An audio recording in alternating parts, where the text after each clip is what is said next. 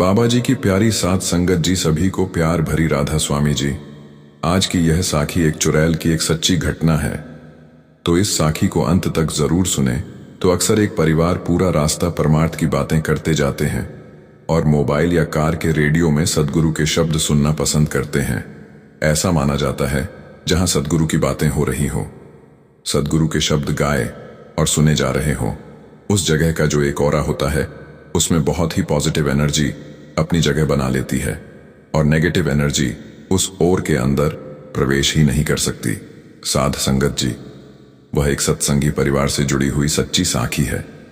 जब परिवार के एक सदस्य ने यह बात साझा की थी तो यह सुनकर सारी संगत हैरान रह गई थी।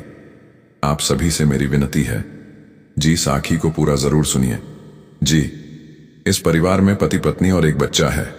उन्होंने बताया कि एक बार हम तीनों लोग छुट्टियां मनाने के लिए अपनी कार से मनाली जा रहे थे और हमारी एक आदत कि हम कार में सफर करते समय पूरा रास्ता बाबा जी के भजन और सत्संग सुनते हैं। तो उस दिन जब हम अपने घर से निकले तो हमने बाबा जी के शब्द लगा लिए और शब्द सुनते हुए और बातें करते हुए हम मनाली की तरफ निकल पड़े। मनाली हमारे शहर से लगभग 8 से 9 घंटे की दूरी पर है और हम लोग सुबह लगभग 8 बजे निकले थे और रास्ते में हम 3 से 4 बार खाने पीने के लिए भी रुके थे। जब मनाली लगभग 30 मिनट की दूरी पर रह गया था तब तक अंधेरा हो चुका था, क्योंकि पहाड़ों में अंधेरा जल्दी हो जाता है। हम बाबा जी के शब्द सुनते हुए आगे बढ़ते जा रहे थे। कुछ दूरी चलने के बाद सामने हमें 2 रास्ते दिखाई दिए। हम वहां कंफ्यूज हो गए कि कौन सा रास्ता मनाली की ओर जाता है। वहां कोई साइन बोर्ड भी नहीं लगा हुआ था और आसपास देखने पर कोई था भी नहीं जिससे कि हम पूछ सके। तो हमने अपने अंदाजे से एक तरफ वाले रास्ते की ओर गाड़ी मूर्ति और आगे बढ़ने लगे। कुछ दूरी के बाद वहां एक गांव आया तो हमने गांव में किसी से पूछा कि क्या यह रास्ता मनाली जाता है। तो उन्होंने बताया कि जाता तो है, लेकिन यह रास्ता थोड़ा लंबा पड़ता है। आप शायद पीछे वाले 2 राहें से गलत साइड मुड़ गए हो। अब आप इसी रास्ते पर आगे चलते जाइए। थोड़ा लंबा जरूर है यह रास्ता, लेकिन आप 45 मिनट में मनाली पहुंच जाओगे। तो हमने गांव वाले की बात सुनकर गाड़ी आगे बढ़ा दी। आगे चलकर वह रास्ता एकदम सुनसान हो गया। उस सड़क पर हमारे अलावा कोई और गाड़ी हमें नहीं दिखाई दे रही थी। कुछ दूरी चलने के बाद एक औरत जो कि अपने 2 बच्चों के साथ थी, उसने हमारी गाड़ी को हाथ देकर रुकवाया। मेरी पत्नी बोली, शायद इसको किसी की मदद की जरूरत है। और तो हमें बाबा जी हमेशा ही सिखाया करते हैं कि दूसरों की मदद जरूर करनी चाहिए। इंसानियत के नाते दूसरों की हेल्प करो। तो हमने उस औरत के पास जाकर गाड़ी रोक दी। उसके बाद वह औरत कहने लगी कि मुझे अगले गांव तक छोड़ दोगे। तो मैंने कहा कि ठीक है, आप पीछे बैठ जाइए। हमारे बच्चे को हमने पिछली सीट से उठाकर आगे मेरी पत्नी की गोद में बिठा दिया और मैंने गाड़ी का दरवाजा ओपन कर दिया। जैसे ही वह औरत अपने बच्चों के साथ अंदर बैठने लगी तो वह एकदम पीछे हट गई। मैंने कहा कि क्या हुआ, कोई प्रॉब्लम है? तो वह कहने लगी कि पहले आप यह सत्संग बंद कर दीजिए। तो मैंने कहा कि किस लिए? तो वह कहने लगी कि मुझे अच्छा नहीं लग रहा। मैंने जैसे ही स्टीरियो की तरफ हाथ बढ़ाया तो मेरी पत्नी ने मेरा हाथ रोक दिया और उस औरत को कहने लगी कि आपको बैठना है तो बैठिए, लेकिन यह भजन बंद नहीं होंगे। तो यह सुनकर औरत के बच्चे रोने लगे और उनके रोने की आवाज किसी आम बच्चे के रोने जैसी नहीं थी। उनके रोने का अंदाज और आवाज एकदम अलग थी, जो हमने पहले कभी नहीं सुनी थी। यह देखकर हम डर गए और मैंने बाबा जी के शब्द और तेज आवाज में कर दिए। जब मैंने आवाज बढ़ाई तो उस औरत और उसके बच्चों से वह आवाज सहन नहीं हुई और वह तीनों हमारी कार से पीछे हट गए। तब तक हम समझ चुके थे कि यह कोई इंसान तो नहीं है।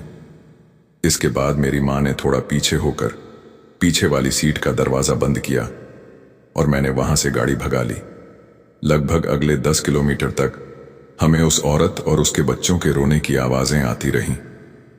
हम उस दिन बहुत डर गए और हमने बाबा जी के शब्दों की वॉल्यूम इतनी तेज कर दी कि उस औरत और उसके बच्चों की रोने की आवाज दब गई और मैंने पूरा रास्ता कहीं गाड़ी नहीं रोकी की। और कुछ देर के बाद हम मनाली अपने होटल में पहुंच गए।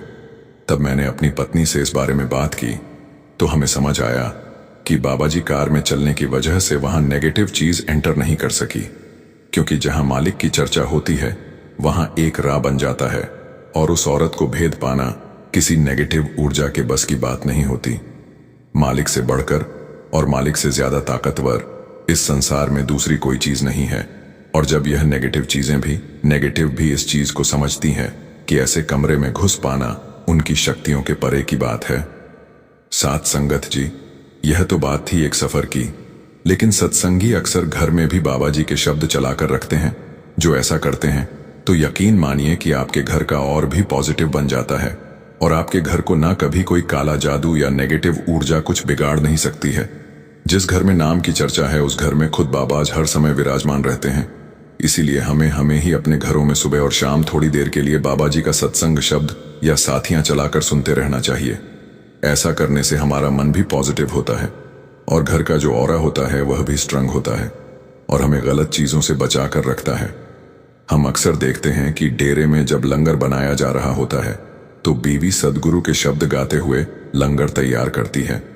और अगर हम अपने घरों में भी बाबा जी के शब्द गाते हुए खाना बनाएंगे तो वह खाना भी गुरु घर के लंगर के समान ही हो जाता है। और ऐसा खाना खाकर हमारा मन निर्मल होता है, बुरे विचार हमारे मन में नहीं आते। वह कहते हैं ना, जैसा खाए अन्न वैसा हुए मन, जिसमें शब्दों का संचार कर दिया जाता है फिर वह प्रसाद बन जाता है। और अगर आपके घर का कोई सदस्य सत्संग सिमरन को नहीं मानता तो अगर आप हर रोज ऐसे खाना बनाकर उसे खिलाएंगे तो यकीनन एक दिन उसकी विचारधारा बदल जाएगी।